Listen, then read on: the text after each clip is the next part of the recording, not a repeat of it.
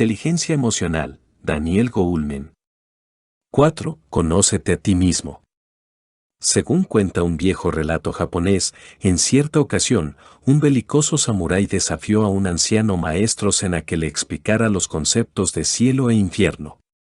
Pero el monje replicó con desprecio: «No eres más que un patán y no puedo malgastar mi tiempo con tus tonterías». El samurái, herido en su honor, montó en cólera y, desenvainando la espada, exclamó: «Tu impertinencia te costará la vida». «Eso», replicó entonces el maestro, «es el infierno». Conmovido por la exactitud de las palabras del maestro sobre la cólera que le estaba atenazando, el samurái se calmó, envainó la espada y se postró ante él, agradecido. «Y eso», concluyó entonces el maestro, «eso es el cielo». La súbita caída en cuenta del samurái de su propio desasosiego ilustra a la perfección la diferencia crucial existente entre permanecer atrapado por un sentimiento y darse cuenta de que uno está siendo arrastrado por él. La enseñanza de Sócrates, conócete a ti mismo, darse cuenta de los propios sentimientos en el mismo momento en que estos tienen lugar, constituye la piedra angular de la inteligencia emocional. A primera vista tal vez pensemos que nuestros sentimientos son evidentes, pero una reflexión más cuidadosa nos recordará las muchas ocasiones en las que realmente no hemos reparado o hemos reparado demasiado tarde en lo que sentíamos con respecto a algo. Los psicólogos utilizan el engorroso término metacognición para hablar de la conciencia de los procesos del pensamiento y el de metaestado para referirse a la conciencia de las propias emociones. Yo, por mi parte, prefiero la expresión conciencia de uno mismo, la atención continua a los propios estados internos, esa conciencia autorreflexiva en la que la mente se ocupa de observar e investigar la experiencia misma, incluidas las emociones. Esta cualidad en la que la atención admite de manera imparcial y no reactiva todo cuanto discurre por la conciencia, como si se tratara de un testigo, se asemeja al tipo de atención que Freud recomendaba a quienes querían dedicarse al psicoanálisis, la llamada atención neutra flotante. Algunos psicoanalistas denominan ego observador a esta capacidad que permite al analista percibir lo que el proceso de la asociación libre despierta en el paciente y sus propias reacciones ante los comentarios del paciente.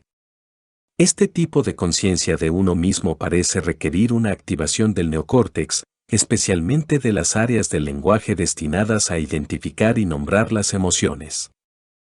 La conciencia de uno mismo no es un tipo de atención que se vea fácilmente arrastrada por las emociones, que reaccione en demasía o que amplifique lo que se perciba, sino que, por el contrario, constituye una actividad neutra que mantiene la atención sobre uno mismo aún en medio de la más turbulenta agitación emocional.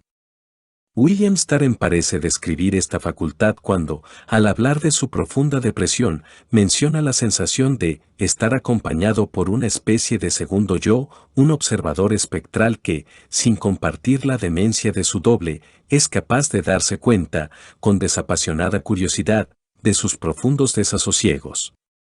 En el mejor de los casos, la observación de uno mismo permite la toma de conciencia ecuánime de los sentimientos apasionados o turbulentos.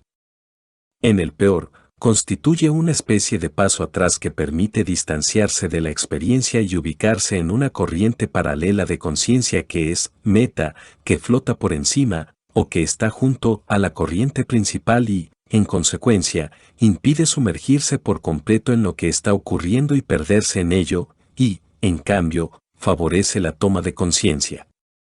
Esta, por ejemplo, es la diferencia que existe entre estar violentamente enojado con alguien y tener, aun en medio del enojo, la conciencia autorreflexiva de que estoy enojado. En términos de la mecánica neural de la conciencia, es muy posible que este cambio sutil en la actividad mental constituya una señal evidente de que el neocórtex está controlando activamente la emoción, un primer paso en el camino hacia el control. La toma de conciencia de las emociones constituye la habilidad emocional fundamental, el cimiento sobre el que se edifican otras habilidades de este tipo, como el autocontrol emocional, por ejemplo.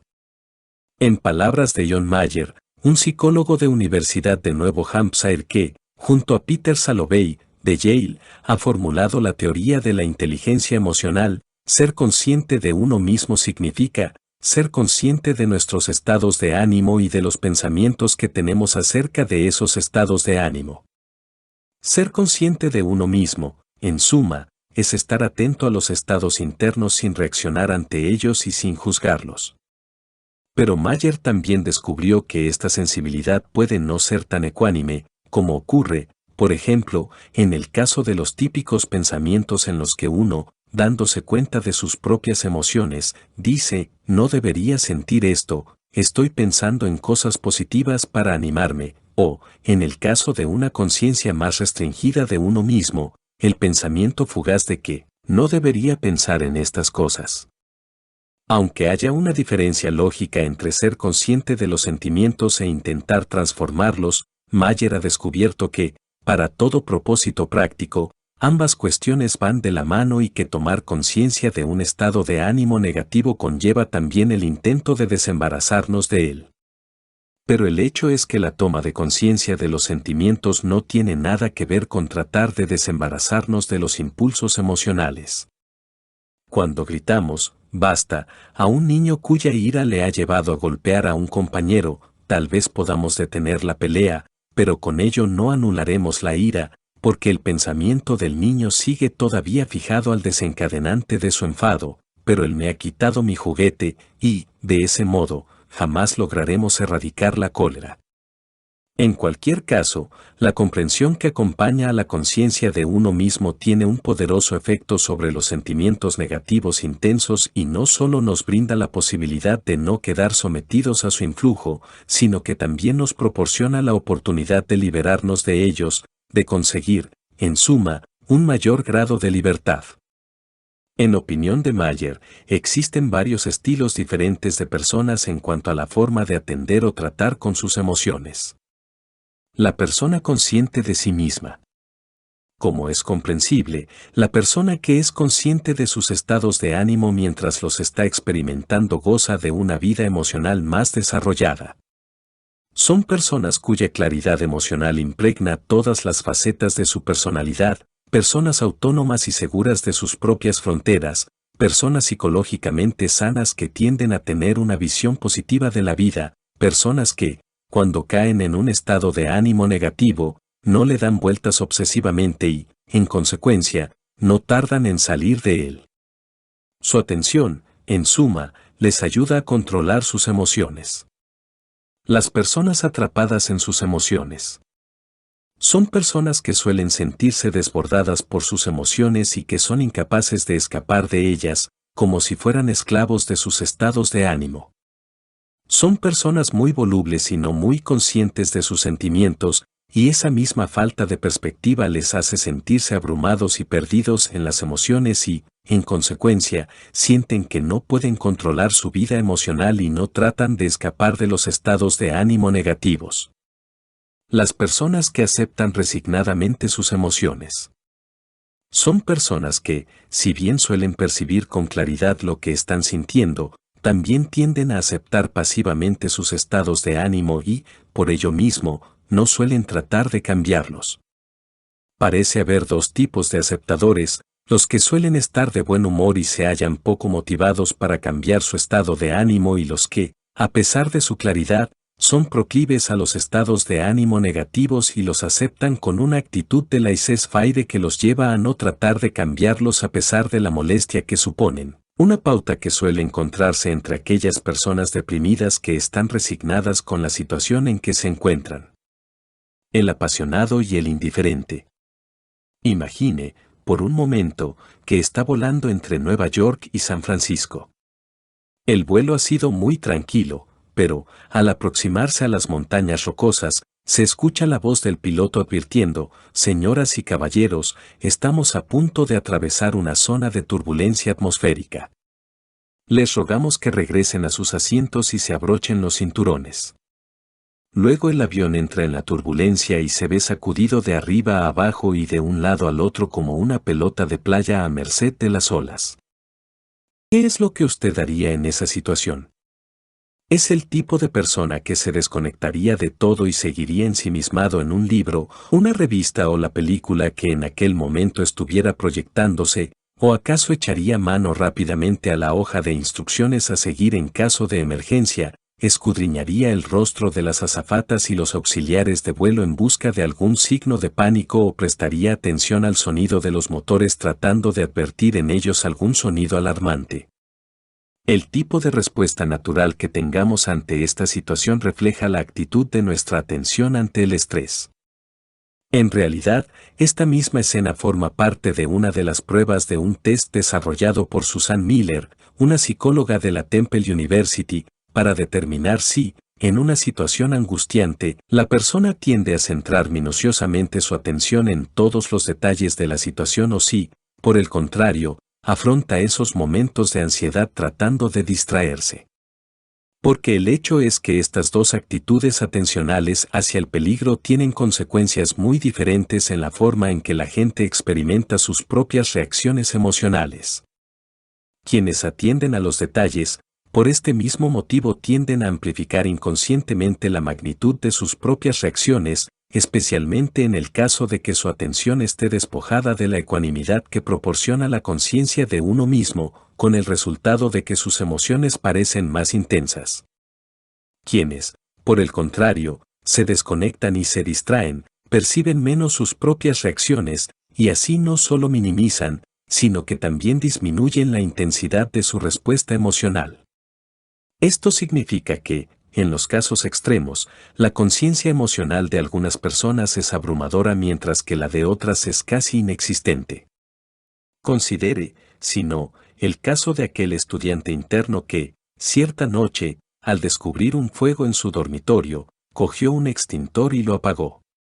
No hay nada especialmente extraño en su conducta, a excepción del hecho de que, en lugar de correr a apagar el fuego, nuestro estudiante lo hizo caminando tranquilamente porque, para él, no existía ninguna situación de peligro. Esta anécdota me fue contada por Edward Diener, un psicólogo de la Universidad de Illinois, en Urbana, que se ha dedicado a estudiar la intensidad con la que la gente experimenta sus emociones. El estudiante del que hablábamos destacaba entre todos los casos estudiados por Diener como uno de los menos intensos con los que se había encontrado, una persona completamente desapasionada, alguien que atravesaba la vida sintiendo poco o nada, aun en medio de una situación de peligro de incendio como la descrita. Consideremos ahora, en el otro extremo del espectro de Diener, el caso de una mujer que quedó muy consternada durante varios días por haber perdido su pluma estilográfica favorita. En otra ocasión, esta misma mujer se emocionó tanto al ver un anuncio de rebajas de zapatos que dejó todo lo que estaba haciendo, montó a toda prisa en su coche y condujo sin parar durante 3 horas hasta llegar a Chicago, donde se hallaba la zapatería en cuestión. Según Diener, las mujeres suelen experimentar las emociones en general, tanto positivas como negativas, con más intensidad que los hombres. En cualquier caso, y dejando de lado las diferencias de sexo, la vida emocional es más rica para quienes perciben más. Por otra parte, el exceso de sensibilidad emocional supone una verdadera tormenta emocional, ya sea celestial o infernal, para las personas situadas en uno de los extremos del continuo de Diener, mientras que quienes se hallan en el otro polo apenas si experimentan sentimiento alguno aún en las circunstancias más extremas. El hombre sin sentimientos. Gary era un cirujano de éxito, inteligente y solícito, pero su novia, Ellen, estaba exasperada porque, en el terreno emocional, Gary era una persona chata y sumamente reservada. Podía hablar brillantemente de cuestiones científicas y artísticas, pero, en lo tocante a sus sentimientos, era aún con Ellen absolutamente inexpresivo. Y, por más que ella tratara de mover sus emociones, Gary permanecía indiferente e impasible y no cesaba de repetir: «Yo no expreso mis sentimientos», al terapeuta a quien visitó a instancias de Ellen y, cuando llegó el momento de hablar de su vida emocional, Gary concluyó: «No sé de qué hablar. No tengo sentimientos intensos, ni positivos ni negativos». Pero Ellen no era la única en estar frustrada con el mutismo emocional de Gary porque, como le confió a su terapeuta, era completamente incapaz de hablar abiertamente con nadie de sus sentimientos. Y el motivo fundamental de aquella incapacidad era, en primer lugar, que ni siquiera sabía lo que sentía, lo único que sabía era que él no se enfadaba, era alguien sin tristezas, pero también sin alegrías. Como observó su terapeuta, la impasibilidad emocional convierte a la gente como Gary en personas sosas y blandas, personas que aburren a cualquiera. Es por ello por lo que sus esposas suelen aconsejarles que emprendan un tratamiento psicológico. La monotonía emocional de Gary es un ejemplo de lo que los psiquiatras denominan alexitimia, del griego a, un prefijo que indica negación, lexis, que significa palabra, y timos, que significa emoción, la incapacidad para expresar con palabras sus propios sentimientos.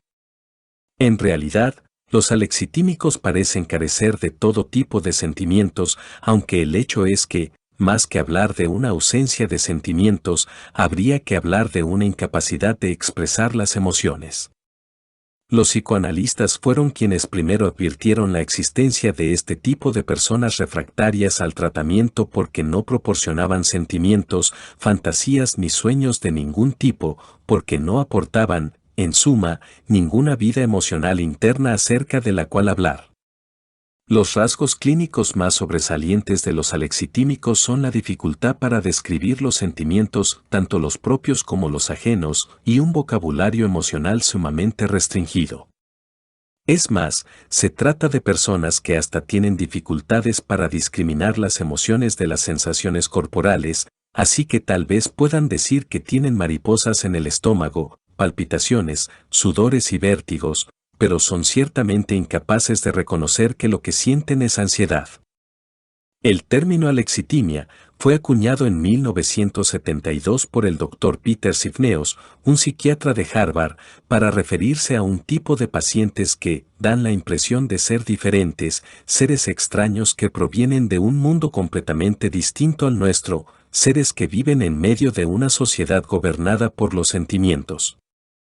Los alexitímicos, por ejemplo, rara vez lloran, pero, cuando lo hacen, sus lágrimas son copiosas y se quedan desconcertados si se les pregunta por el motivo de su llanto. Una paciente alexitímica, por ejemplo, quedó tan apesadumbrada después de haber visto una película de una mujer con 8 hijos que estaba muriendo de cáncer, que aquella misma noche se despertó llorando. Cuando el terapeuta le sugirió que tal vez estuviera preocupada porque la película le recordara a su propia madre que, por cierto, también se hallaba a punto de morir de cáncer, la mujer se sentó inmóvil, desconcertada y en silencio. Luego, cuando el terapeuta le preguntó qué era lo que sentía, lo único que pudo articular fue que se sentía muy mal, y agregó que, a pesar de las ganas de llorar que experimentaba, ignoraba cuál era el verdadero motivo de su llanto. Ese es precisamente el nudo del problema. No es que los alexitímicos no sientan, sino que son incapaces de saber y especialmente incapaces de poner en palabras lo que sienten. Se trata de personas que carecen de la habilidad fundamental de la inteligencia emocional, la conciencia de uno mismo, el conocimiento de lo que están sintiendo en el mismo momento en que las emociones bullen en su interior. Los alexitímicos ni siquiera tienen una idea de lo que están sintiendo y, en este sentido, son un ejemplo que refuta claramente la creencia de que todos sabemos cuáles son nuestros sentimientos. Cuando algo, o, más exactamente, alguien les hace sentir, se quedan tan conmovidos y perplejos que tratan de evitar esta situación a toda costa. Los sentimientos llegan a ellos, cuando lo hacen, como un desconcertante manojo de tensiones y, como ocurría en el caso de la paciente que acabamos de mencionar, se sienten muy mal, pero no pueden decir exactamente qué tipo de mal es el que sienten. Esta confusión básica de sentimientos suele llevarlos a quejarse de problemas clínicos difusos, a confundir el sufrimiento emocional con el dolor físico, una condición conocida en psiquiatría con el nombre de somatización, algo, por cierto, muy distinto a la enfermedad psicosomática, en la que los problemas emocionales terminan originando auténticas complicaciones médicas. De hecho, Gran parte del interés psiquiátrico en los alexitímicos consiste en el reconocimiento de los pacientes que acuden al médico en busca de ayuda porque son sumamente proclives a la búsqueda infructuosa de un diagnóstico y de un tratamiento médico para lo que, en realidad, es un problema emocional.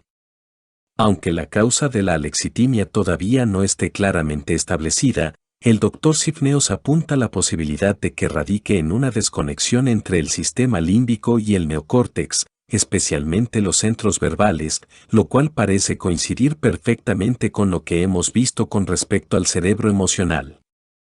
Según Sifneos, aquellos pacientes a quienes, para aliviarles de algún tipo de ataques graves, se ha seccionado esa conexión, terminan liberándose de sus síntomas, pero se convierten en personas parecidas a los alexitímicos, personas emocionalmente chatas, incapaces de poner sus sentimientos en palabras y súbitamente despojados de toda imaginación.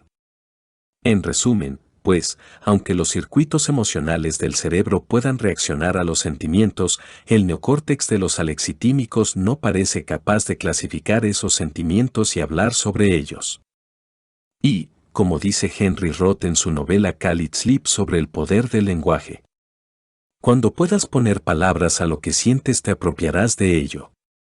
Ese, precisamente, es el dilema en el que se encuentra atrapado el alexitímico, porque carecer de palabras para referirse a los sentimientos significa no poder apropiarse de ellos. Elogio de las sensaciones viscerales. Una operación quirúrgica extirpó por completo el tumor que yo tenía inmediatamente detrás de la frente, un tumor del tamaño de una naranja pequeña. Pero, aunque la operación había sido todo un éxito, los conocidos advirtieron un cambio tal de personalidad que les resultaba difícil reconocer que se trataba de la misma persona.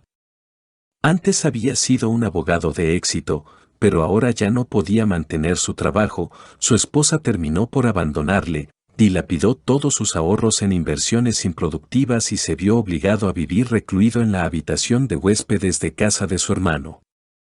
Algo en Elliot resultaba desconcertante porque, si bien intelectualmente seguía siendo tan brillante como siempre, malgastaba inútilmente el tiempo perdiéndose en los detalles más insignificantes, como si hubiera perdido toda sensación de prioridad. Y los consejos no tenían el menor efecto sobre él y le despedían sistemáticamente de todos los trabajos. Los tests intelectuales no parecían encontrar nada extraño en sus facultades mentales, pero Elliot decidió visitar a un neurobiólogo con la esperanza de descubrir la existencia de algún problema neurológico que justificara su incapacidad porque, de no ser así, debía concluir lógicamente que su enfermedad era meramente inexistente. Antonio Damasio, el neurólogo al que consultó, se quedó completamente atónito ante el hecho de que, aunque la capacidad lógica, la memoria, la atención y otras habilidades cognitivas se hallaran intactas, Elliot no parecía darse cuenta de sus sentimientos con respecto a lo que le estaba ocurriendo.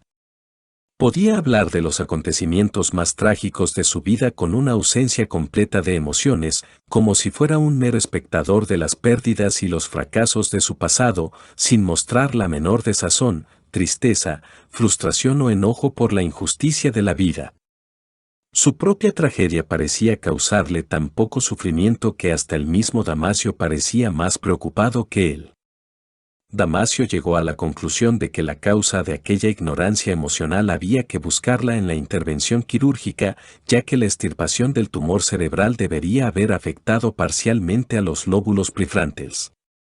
Efectivamente, la operación había seccionado algunas de las conexiones nerviosas existentes entre los centros inferiores del cerebro emocional, en particular la amígdala y otras regiones adyacentes, y las regiones pensantes del neocórtex.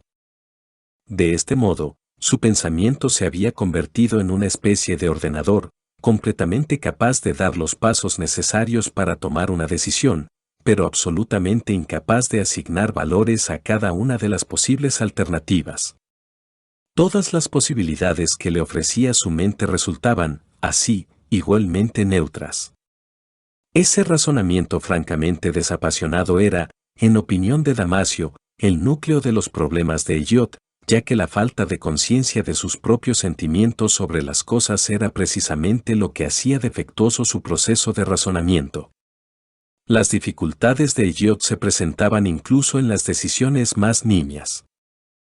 Cuando Damasio trató de concertar un día y una hora para la próxima cita, Elliot se convirtió en un amasijo de dudas porque encontraba pros y contras para cada uno de los días y de las horas que le proponía Damasio y no acertaba a elegir entre ninguna de ellas.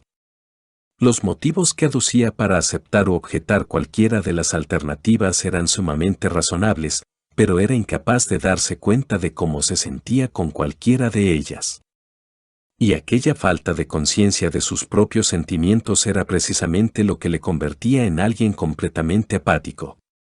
Los sentimientos desempeñan un papel fundamental para navegar a través de la incesante corriente de las decisiones personales que la vida nos obliga a tomar.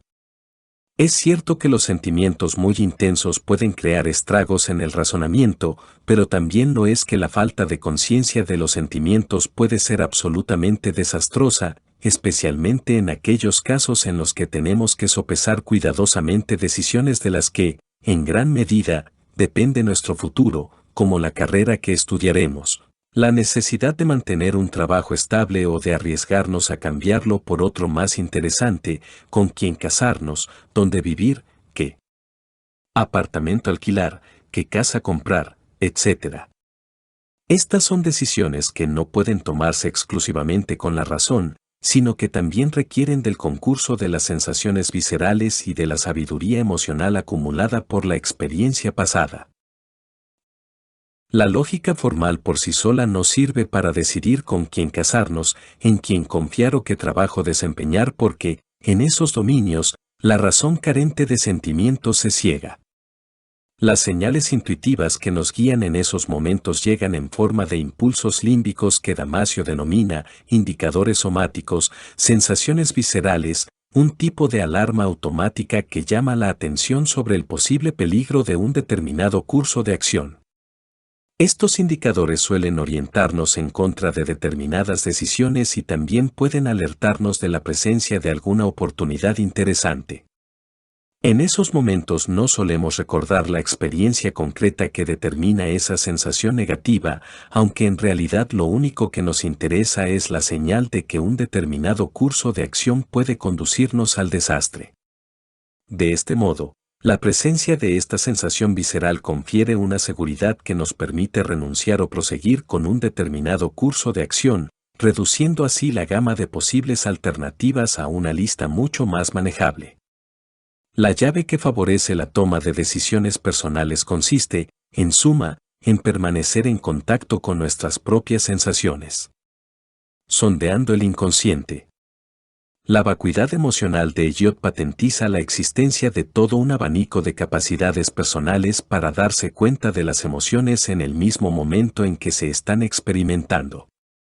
Según la lógica de la neurociencia, si la ausencia de un determinado circuito neuronal conduce a una deficiencia en una capacidad concreta, la fortaleza o debilidad relativa de ese mismo circuito en personas cuyos cerebros se hallan intactos debería conducir a niveles comparables de competencia en esa misma capacidad.